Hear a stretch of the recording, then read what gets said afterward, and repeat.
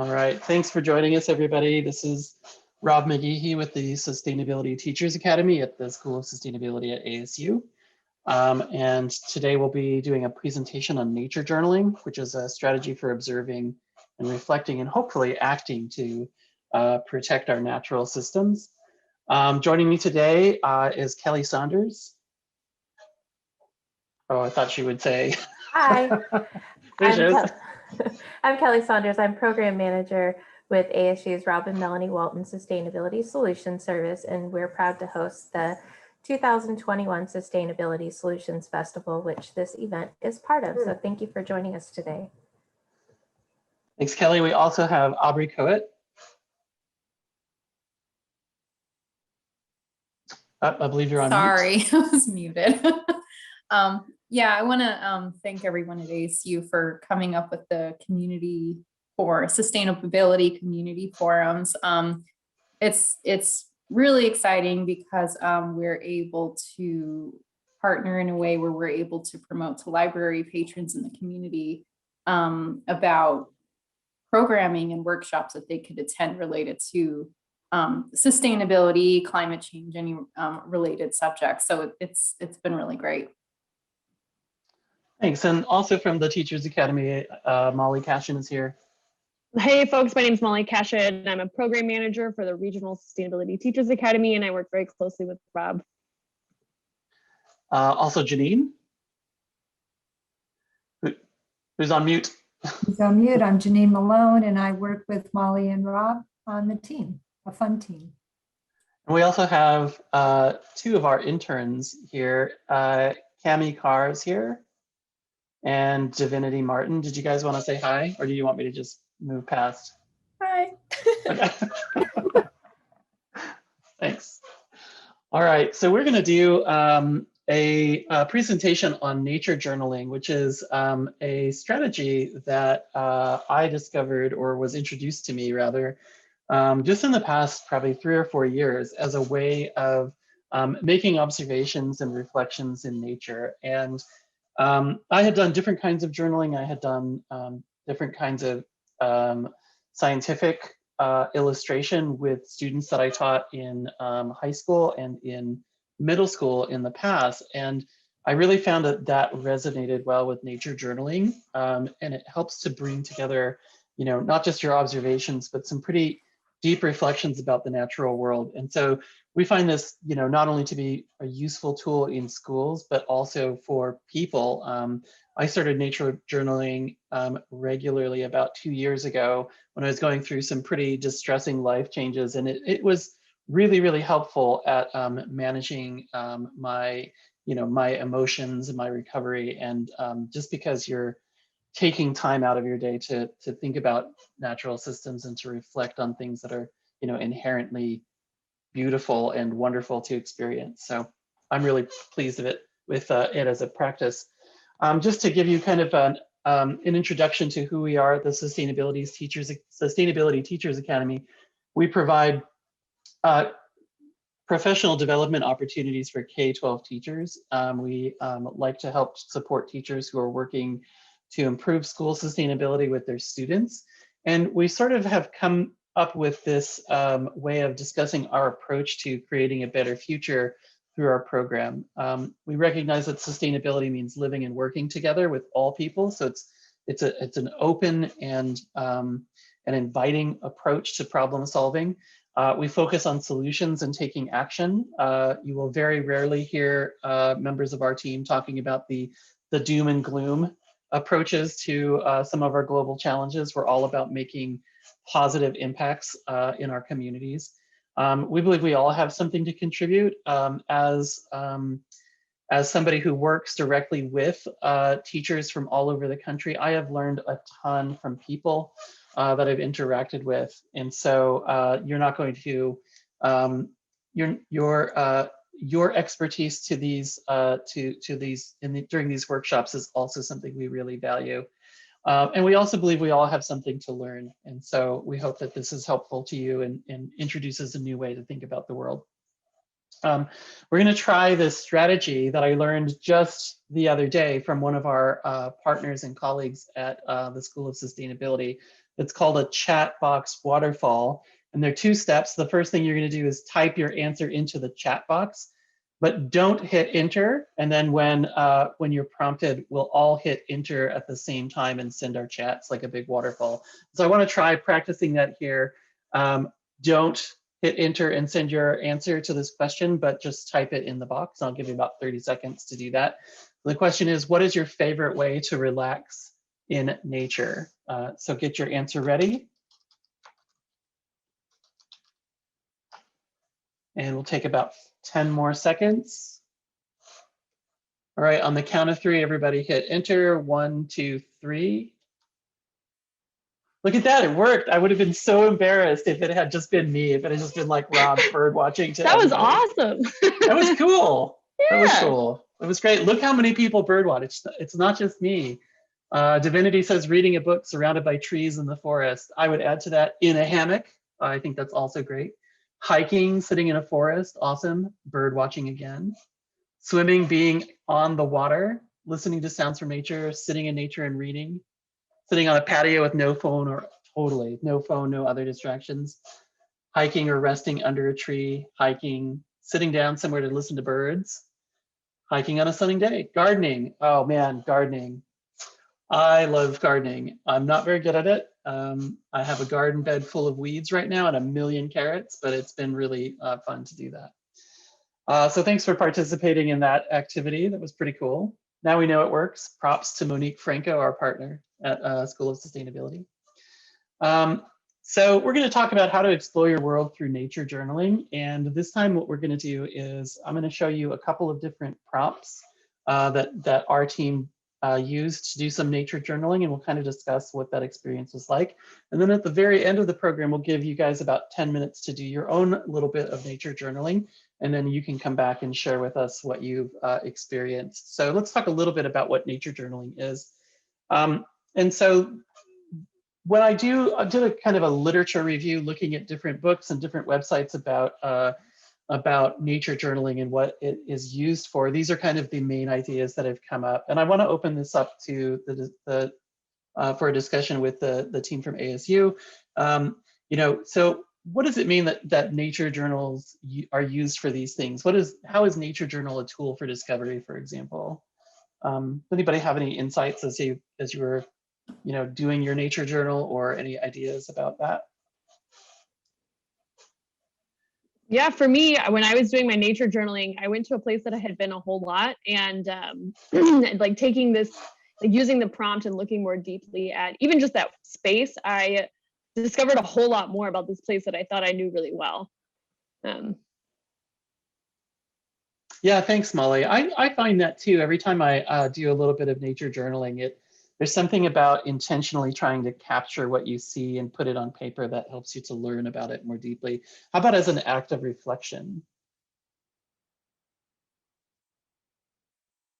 I can talk a little bit about that. I think reflecting on our experiences is something that we should really do more regularly.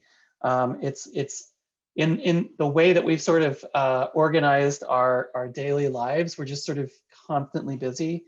But having time to think about what is happening around us, think about the way that we feel, think about how we're interacting with the natural world, really brings us a level of insight that that is often overlooked as we're going about our busy lives. So when I sit down and do nature journaling, it's oftentimes like a way for me to think about the way that I'm feeling and the way that I'm thinking, and reflect on those ideas as well.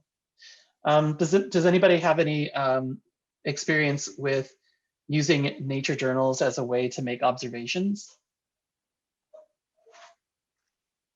I do, obviously. I'm always down to talk to you, Rob. Go for it, Molly. And then it looks like Kelly might want to say something too, so we'll have her go after that. Great, yeah. So for me, like when I did this activity, I noticed like a particular part of a plant that I thought I was familiar with. And then you'll see in the activity later, and we can talk about it more then, but I got to like look at it more up close, and I really like took the time to see what was going on with this plant. And it was really unique. I had no idea that like basically like the prickly pear cactus, it has like this woody part of it, and it like takes over the little pads, but it doesn't like take over one all at once. And so it like creeps that. It looks crazy. It looks crazy, but like I had not made that kind of observation about prickly pears before. Well, that's interesting. Yet I don't know how many people are aware that you know, in the Southwest, prickly pear pads are often a food source for indigenous people. For it's called nopales in Mexican food, and so we have a prickly pear cactus in my front yard, and me and my friends recently cut a couple of pads off and tried to eat them. And we observed that the small ones are edible while the bigger ones are not as easy to eat. Yeah, I found Kelly, that out in my research as well, but I didn't try to eat it. Kelly, what about you? You were going to make a comment a few minutes ago. Oh, just for observations, I opened up my window to share with you guys.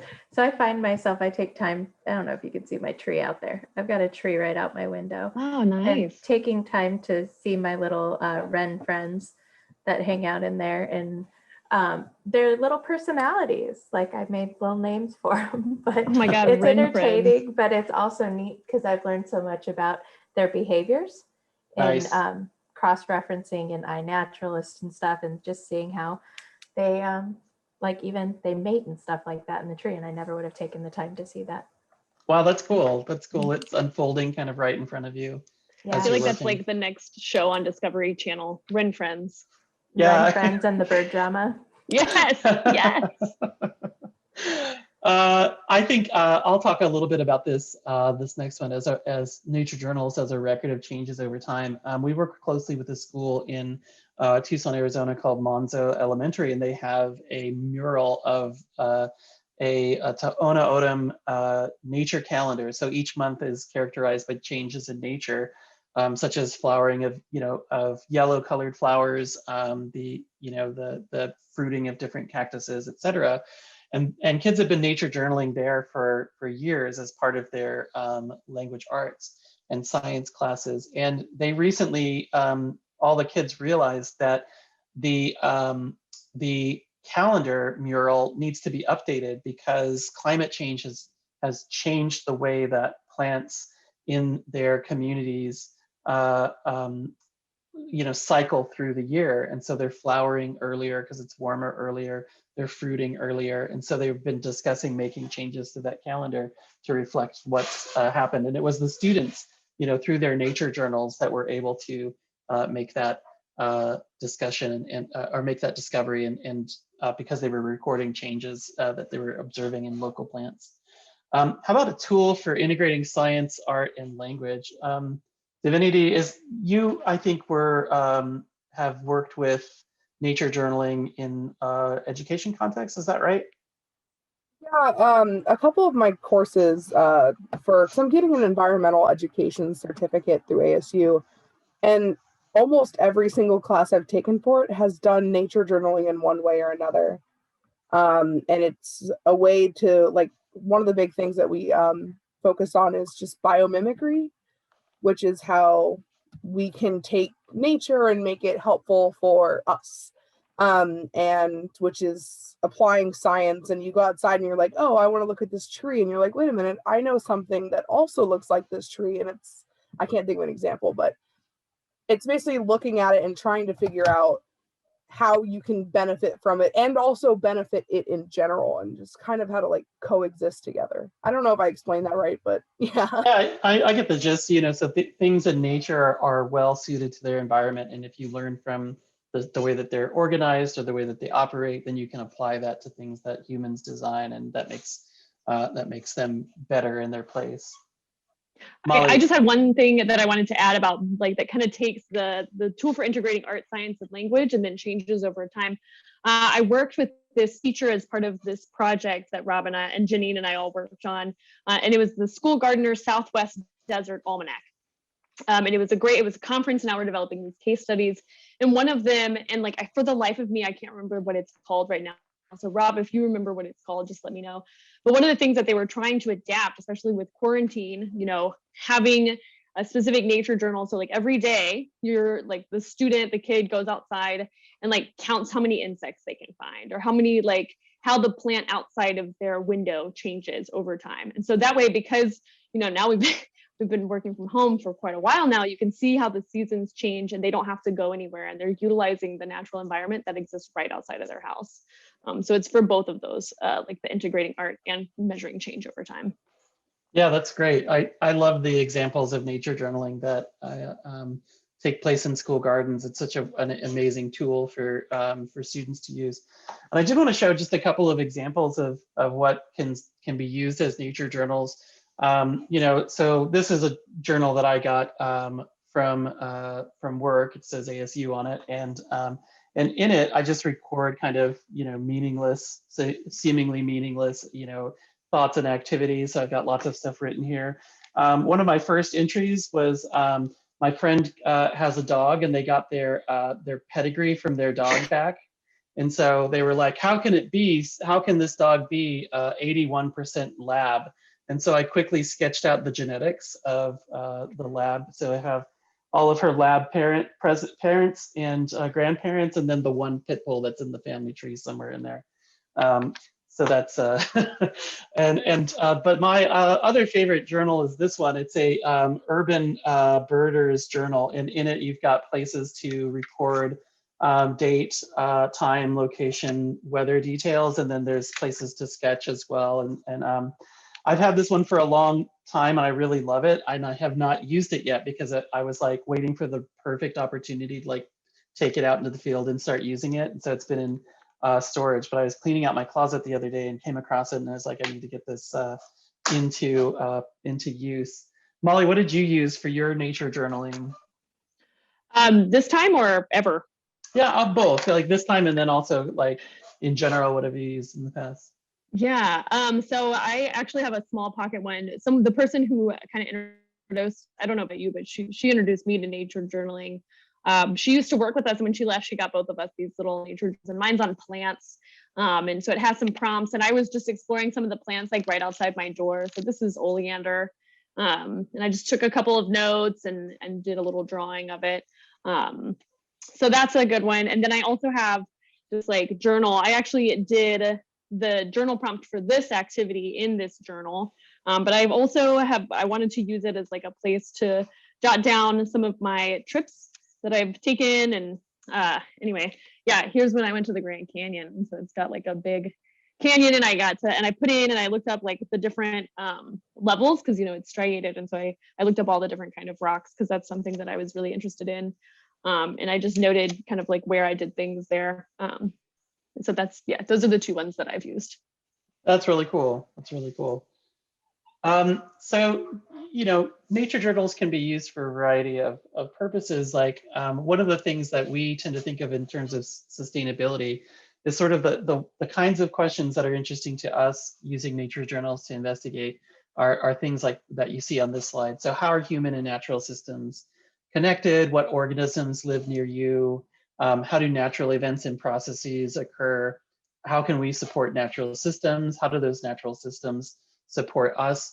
And those are things that, you know, we need to take time out to kind of reflect on and think about, because they're happening all around us and in these really complex ways, and they're really, really easy to lose track of. We don't always think about how our human and natural systems are connected, but we really depend on those natural systems to support us in terms of giving us fresh air, giving us food, giving us water.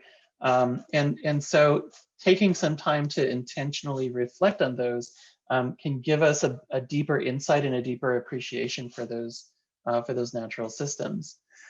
So we did two nature journaling activities. We'll take one. I'll show you examples that our team did from each of these. And the first is zoom in, zoom out. This is my favorite one to do.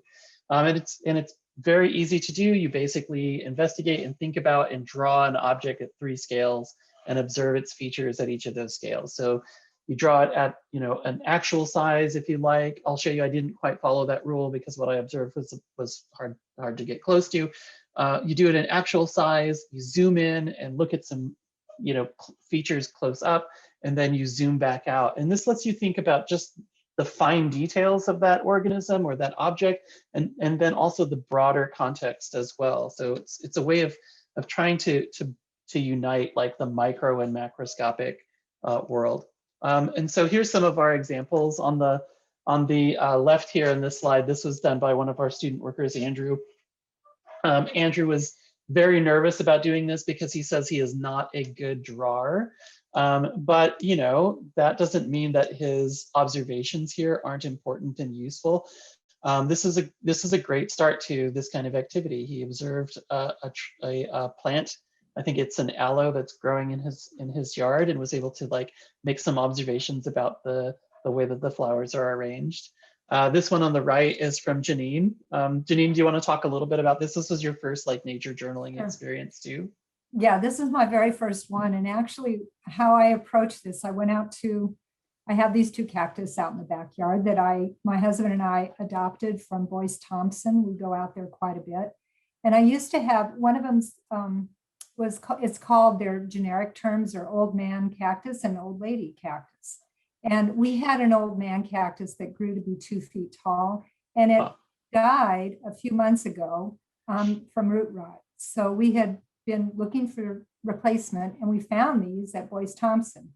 So in my my journal, I included as kind of a story too, in that it's a conversation with the 2 cactus. I know that's weird, but I love them, and they're part of our family. This is amazing. Not too much, but I mean, you know, enough that I put in my drawing where we adopted them from, the Highway 60 going out from Tempe to Boyce Thompson.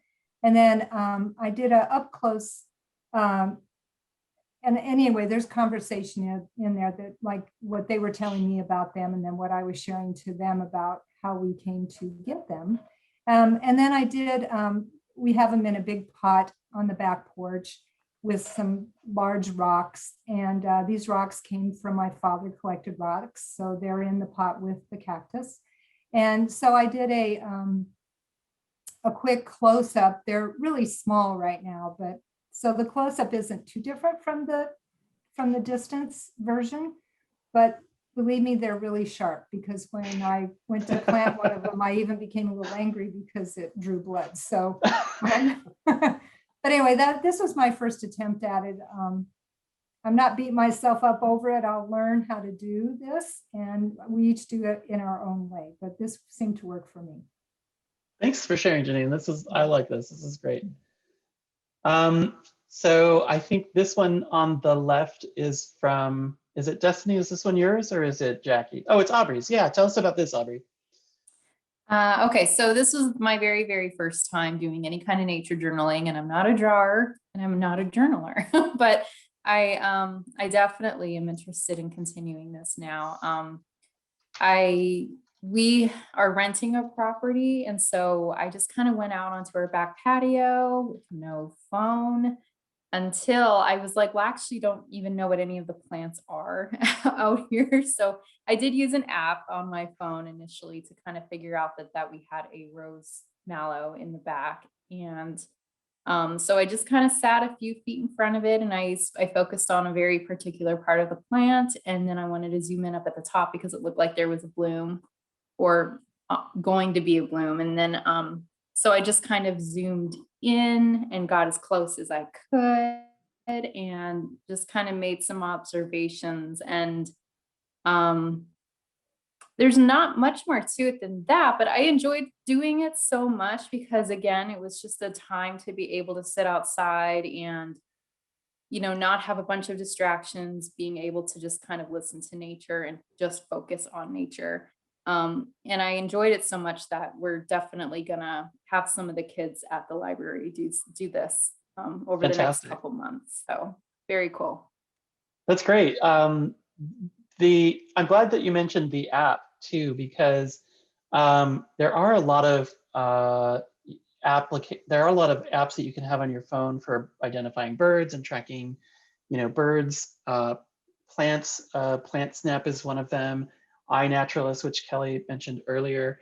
And in a lot of ways, these can be really useful tools to complement your nature journaling as well, because while you're in the moment trying to trying to make observations, it's hard to do the two things at once, which is like look at and think about what's right in front of you, but also keep track of all the other things that are happening. And so sometimes it, for my nature journaling experience is like, it's just a list of birds that I happen to see and that I can go back and think about and reflect on that when I'm done. But yeah, thanks for mentioning that app. Whose is this next one? Is that yours, Divinity? Or is it Cammie's? Okay, go. Tell us about yours, Cammie. Okay. Mine was actually for a nature journaling class that I took at ASU. So this was one of the assignments, was to just check out a bunch of different leaves and write some information about them.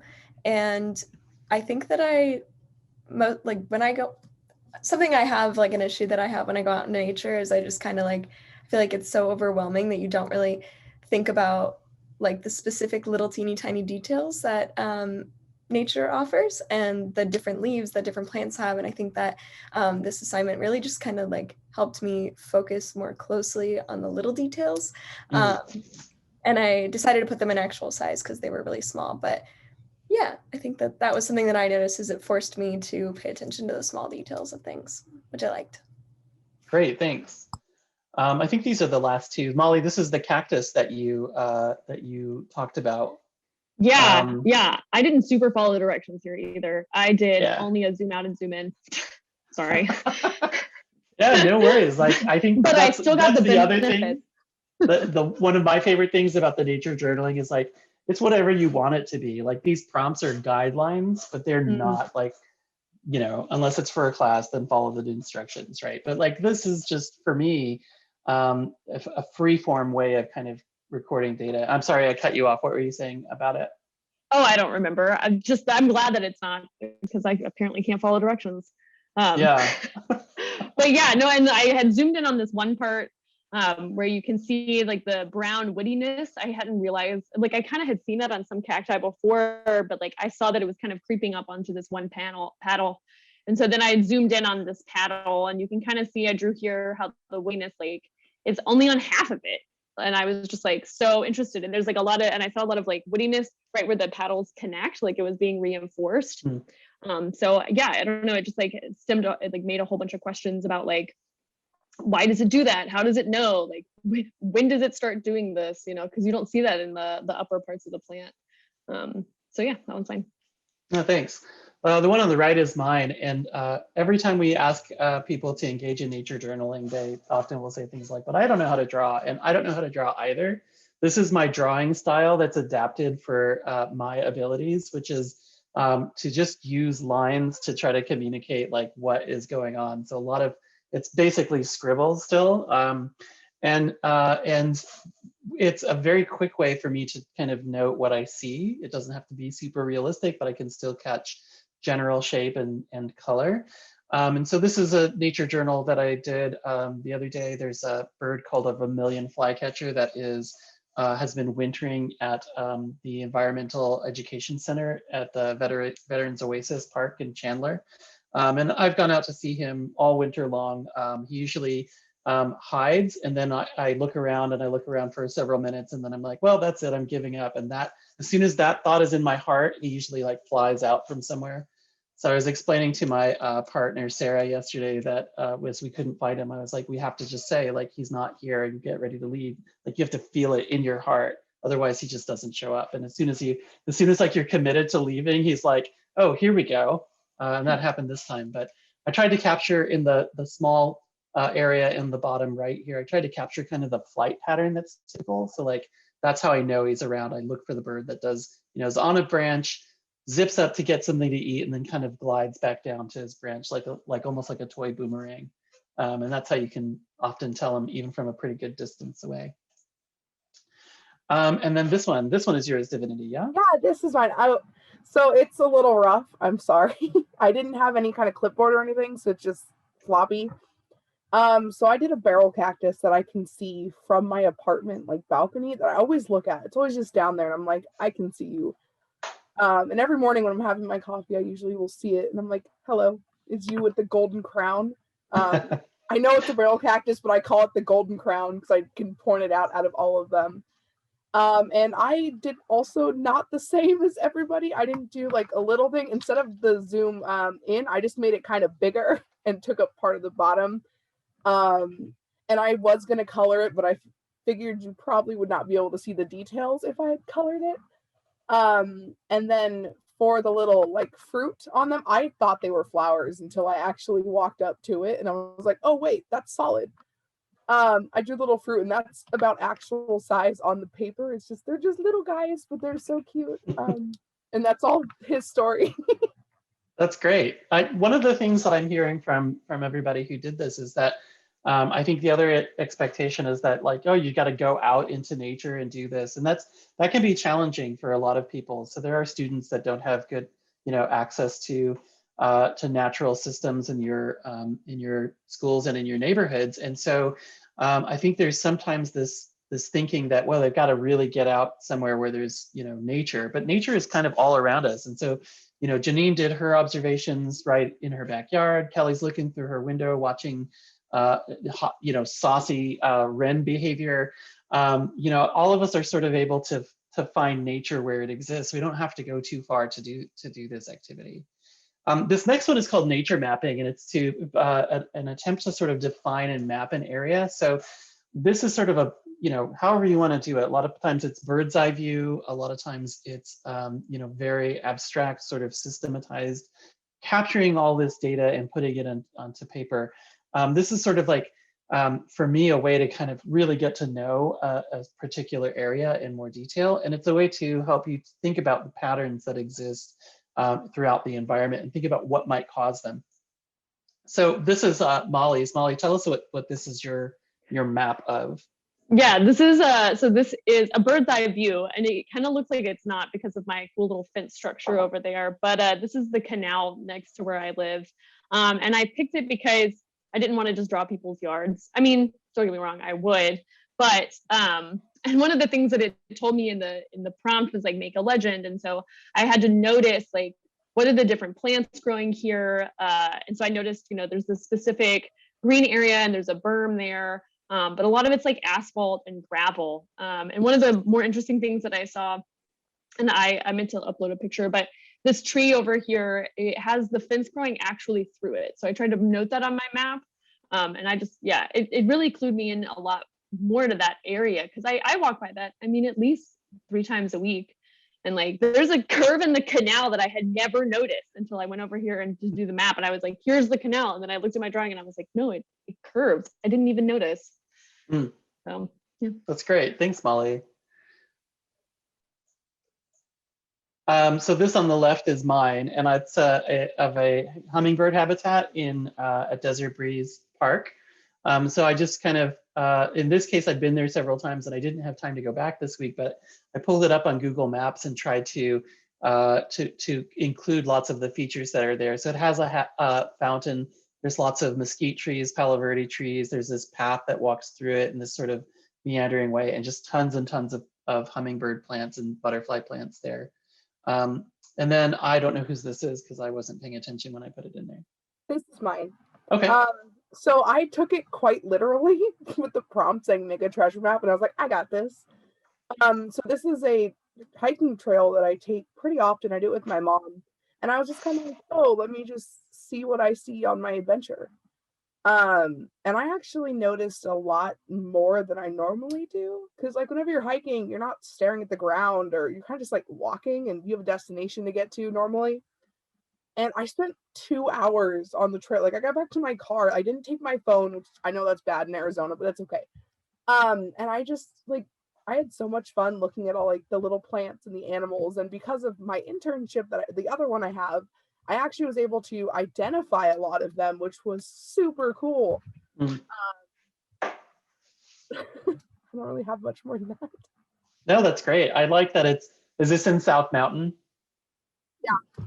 Yeah, I think I know which trail this is because I noticed this abandoned sort of brick structure out there. Yeah, this is great.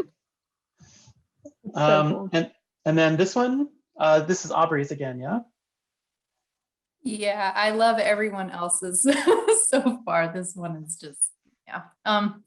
So we usually take walks in the neighborhood where I live. And so I realized that, we're usually walking the dog. And so we're not usually paying much attention to actually what's out there. And so the path is just a sidewalk that's going through like this big green belt where we have just a lot of different kinds of trees and a lot of different kinds of bushes. And again, I used that with that one of I think picture this app on my phone to kind of figure out what a lot of different things are, because I'm just really terrible at being able to identify different plants.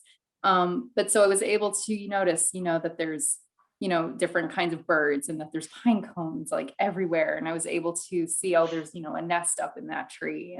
And so different things like that. It was really nice. I enjoyed it. I don't know much what else to point out for the map, but yeah, I enjoyed it. Yeah, thank you. Thanks for sharing. So in reflection of this, I'll put this to kind of the team of folks who did the nature journaling this time. Let's take a look at some of these questions and think about them. What kinds of observations did you make? And I'll just let anybody who wants to kind of jump in here.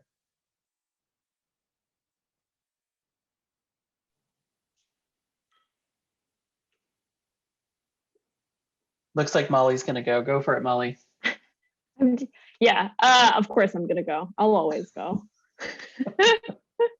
I made a lot of observations just so it was along the canal, and I remember thinking when I was going there that like I shouldn't do the canal because it's just a bunch of asphalt and gravel, and the canal itself isn't even like maybe but I made two observations. One is that like there is nature all over the place there, and it's very interesting because like that area, I took a picture of this too, but I had never noticed there's a marker that says that it's federal land, I think. And so like, but I didn't know that. And so like, there's all these like weird plants that pop up that way. And the second observation I noticed is that I think they had a mural show. So there's a whole bunch of new murals on the canal. And so it's not just the nature that I observed, but also like how people are interacting with this kind of, with this, human nature infrastructure situation. That's really interesting. Molly, what did you find that surprising? Like, were you sort of taken aback by the kinds of things that you noticed as you were doing the journaling activity? Yeah. There was like there was a tree there that I had noticed before, but like I hadn't really seen it or noticed much about it. And it was funny because like there were three prickly pears all in a row. I feel like that's the start to a song. But the third one, the third one looked like what I would imagine a prickly pear. The other two were like a lot more mature, but it had all this grass growing through it. And so I kept thinking like, who waters this grass?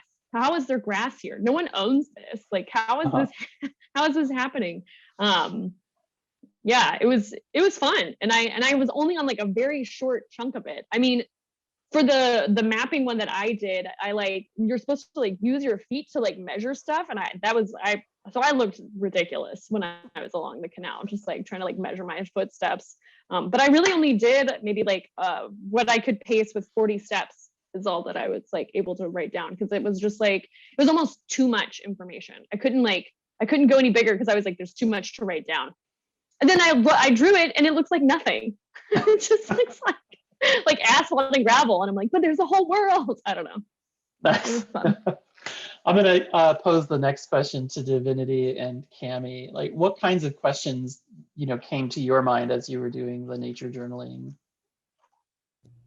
Well, I'll start just by saying that in the nature journaling class, they teach us to do the I wonder, I notice, and there's like 3 prompt questions that you kind of have to ask yourself. Like, I wonder what the purpose of the waxiness on the leaves are, or I wonder what the purpose of the spikes on cacti are, and stuff like that. So I think that just having those prompts for myself made me think of more things that I wouldn't originally, because I'd be like, oh, it's a cactus, it has spines on it, of course. But thinking about those kind of questions, like what is the purpose or the reason behind the structure and why that plant is placed there or whatever, those are the kind of questions that I had, and I think those are really important.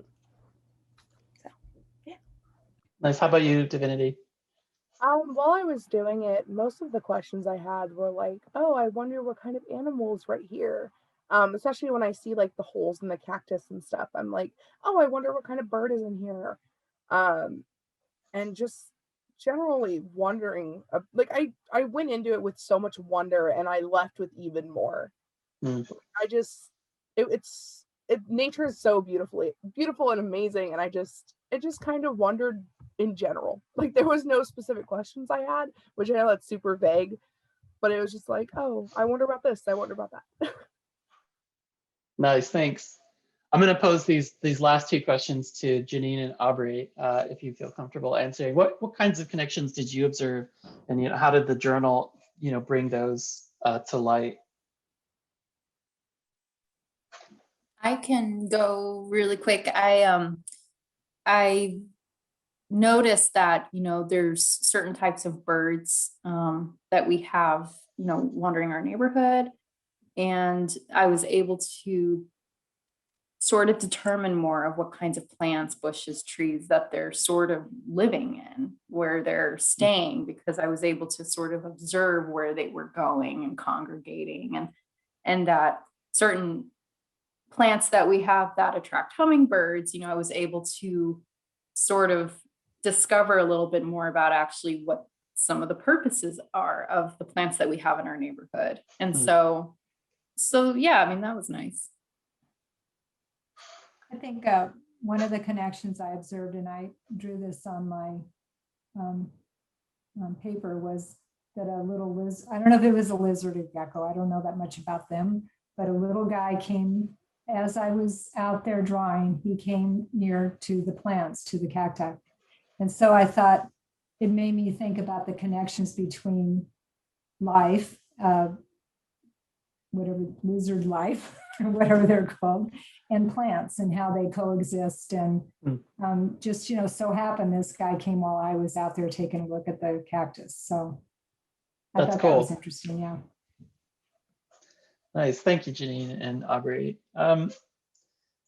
So if you have a question that you'd like to post to our team, go ahead and do it in the chat. And we'll try to answer those for you. This is a good time for me to put in the chat what we're calling our hyperdoc. And this is simply a document of links that we've put together for that support kind of nature journaling work. So in it is, I found I have worked with 3 or 4 good books on nature journaling. And so those are linked there. And also there's a number of sites in Phoenix that are really enjoyable places to do nature journaling. So Rio Salado Habitat Restoration Area in Central Phoenix is one of them. There's a riparian preserve at a park called Water Ranch in Gilbert, and then Veterans Oasis Park. Those are places like the 3 most common places that I'll go to do any kind of observations in nature. And then a couple of web resources as well, but there's way more stuff out there. If you just do a Google search for nature journaling, you'll find videos, you'll find links to blogs, you'll find books. There's lots of stuff out there. So what we're going to do to wrap up, and this is optional, so if you don't feel like doing this, then no worries. You can just end your session with us at any point here. But what we'd like to do is have you guys try it. So we're going to give everybody 10 minutes here, and you have 10 minutes to go out in nature. You'll need something to write with or some way to document your observations, but take 2 3-minute sessions, and for the first 3 minutes, record what you see around you.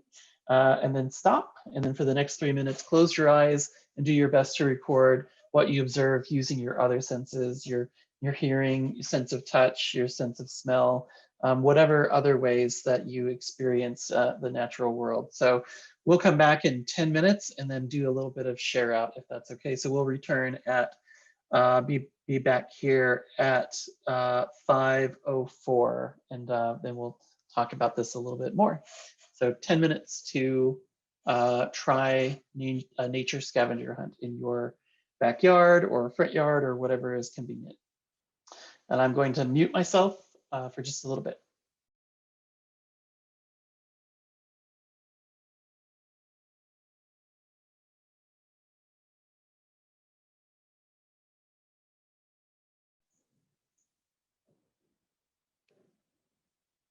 All right. Sorry for accidentally displaying my email when I opened up my Outlook. Just naturally went to the main screen. Molly and I have had a number of experiences with with inadvertently displaying our screens during our transition to full Zoom competency. So I Oh my God. apologize for that. You did miss. I'll tell you what. You did miss the appearance of my dog, who Oh. like jumped up behind me while I had the video turned off. What were you gonna say, Molly? I was gonna say, I'll tell you what. Like, I was so nervous. You know, I used to be really nervous in meetings when I first started working. You know, just wanting to like, you know, pay attention, which is hard for me, and like be like a good person in a meeting. And like, I'll tell you what, like, I have never been more embarrassed in my life than in Zoom meetings. I am not worried about in-person meetings at all anymore. Like, man, some of the things that have happened during Zoom meetings, I'm just like, what? So embarrassed, living in shame. Yep. Oh well. But apparently it happens to everyone. So this is a new fun thing that we all get to process now. So if anybody'd like to join the discussion, here are some things to talk about. If you'd like to, feel free to unmute yourself and just you know, tell us what you thought. Was it easy or comfortable? If not, what was most difficult? What made it uncomfortable for you? What would make the experience better? And other folks too, if you want to chime in, the folks on our team as well, that would be useful. I go for it. Start us off, Molly. Yeah, surprise. I was also going to say, I mean, I wanted to start, but I also wanted to say that if you're more comfortable just typing some of the answers in the chat, feel free and do that. Not everybody likes to, you know, talk the way that, well, I do, and I guess Rob does too. Good point. Yeah, thanks for doing that. Thanks for saying that, Molly. Yeah. So I'll tell you, I think that it's pretty quiet where I live, but I walk out and try and like observe what's going on, and legit, there's a helicopter and a siren within the first like 2 minutes. And so I was just like, it made me, and I felt like that was really difficult because we talked about nature journaling and getting in touch and whatever. And I'm just like, really again. But it was nice because I also saw like the way that I don't know what it is about like this time of day, but the way the sun like hits this apartment complex across the street, there's like a big tree outside of it and it like comes through the tree. And I went and took a picture, and like the picture's never like, it's never what you think it's going to be. But then I realized that I have this picture and all these pictures that I took along the canal, and like in a month I'm gonna look at these and be like, why did I take these pictures? But in the moment I'm like, look at this, is so beautiful, you know.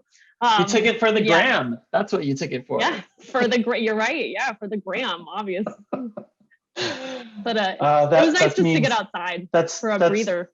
That's hip lingo for Instagram, in case you didn't know. You took it for the Instagram. Insta, yeah. The Insta, yeah. Yeah, I always find it really, I have a hard time, like, while everybody is like getting into mindfulness meditation and these kinds of practices, I have a really hard time like focusing myself for that long. And so I find like writing things down kind of does that, that does help facilitate that a little bit better. But even still, like sometimes like sitting for 10 or 15 minutes someplace trying to think about or make observations, like it's easy for me to get distracted. And so it's been both helpful to practice it in this way, but also one of the things that has been challenging. Yeah, I would, go ahead, Kimmy. Oh, I was just going to say that I'm taking an urban environmental education class right now, and we have to do urban field investigations and nature journaling. And so we're like talking about the sounds of like an urban environment and all that stuff, which I think is really cool. Because it's not like, I feel like I'm always saying like, oh, people think they're so separate from nature, but we're a part of it. But like, I still do the same thing. I'm like, this is not nature, where I'm in the middle of Tempe, but you kind of still have to like observe every piece of it and have that be part of your observations and how those connect, and ask yourself questions about the urban environment as well. So. Absolutely. Oh my gosh, that's so insightful. 100%. I did this is like a random side note, but I did this kind of like mini focus group as part of my master's thesis. And they were talking about what is nature, and it was all Americans and this one woman from Nigeria. And all the Americans were like out hiking and nature, all that stuff. And she was like, no, nature's when I go outside for a walk. And they're like, anywhere? And she was like, yeah, anywhere, because you are outside. That is nature. Yeah, it's such a good concept to like remember. It looks like Hope unmuted herself. What did you want to add to the discussion, Hope? Yeah, I was just going to say that I signed up for today because I'm learning permaculture, and I'm in the process of working on creating a sustainable system in my backyard.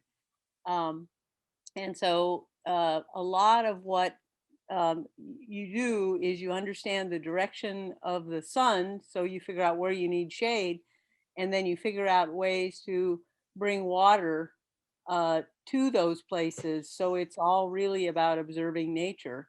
So I went out back, and I'm a master gardener, and tried to draw some leaves and flowers on my Cape honeysuckle, and found the leaf formation and the flower formation more challenging for my pen than I thought. But a lot of what I'm engaged in right now is just learning to look and watch. And so today's real valuable for me, and just want to thank you for what you're doing. Oh, thanks, Hope. Thanks for sharing it. That's so fascinating to think, even like our Molly, I think, used the term curated nature or cultivated nature. Was that what somebody did? I can't remember what the term was when we were discussing this earlier this week. But yeah, there's these, we need to think of even these highly managed spaces are part of that natural system. So thanks for sharing. We'll do one more waterfall, chat box waterfall. So again, you put your answer in the chat box, but don't hit enter until everybody's ready. So here's the question I want us to think about. Where can you go to practice nature journaling? Where can you go, near you, far from you? Where can you go to practice nature journaling? And so if you have a specific place in mind, put it. If you have a more general place in mind, you can put it as well. We'll take about 10 seconds.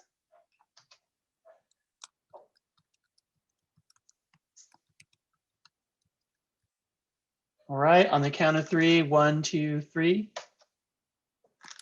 Excellent. Oh, this is so much fun. I can't wait to try this in additional workshops that we're doing. Anywhere, even your own house, says Divinity, although she wishes she was in Washington State. Tempe Town Lake, excellent. The park, says Molly. Somewhere away from roads. Yeah, I hear that, Akila. Definitely a park, backyard, front yard, workplace, anywhere. Another vote for Tempe Town Lake and near me in my backyard. Near to me, my backyard. Excellent. So thank you guys for sharing all of those wonderful ideas. Just as a way of closing, just a reminder, we are doing the 28 Days of Sustainability Challenge. And so each day we've got a different activity for you. The link for that is on the slide deck, which you may not have. So I'm going to go ahead and copy that link and put it in the chat so that it's there as well. And then Kelly, remind me what that hashtag is for posting your participation in the 28 days. Hashtag 28 days of good. Awesome. So that is how you can share. Oh, it's right there on the screen. I wasn't looking. I was too distracted by saucy wrens outside of my window. So with that, I will thank you all for participating and for sharing with us today. It was really great to see everybody experiencing nature journaling and thinking about how we can do more of that. Yep, that's about it. Contact information for us is on the Hyperdoc. So if you want to get in touch with me or Molly, just click the Rob and Melanie Walton Sustainability Teachers Academies and you will find us on that website. And with that, we'll let everybody go. Thanks so much for joining us today.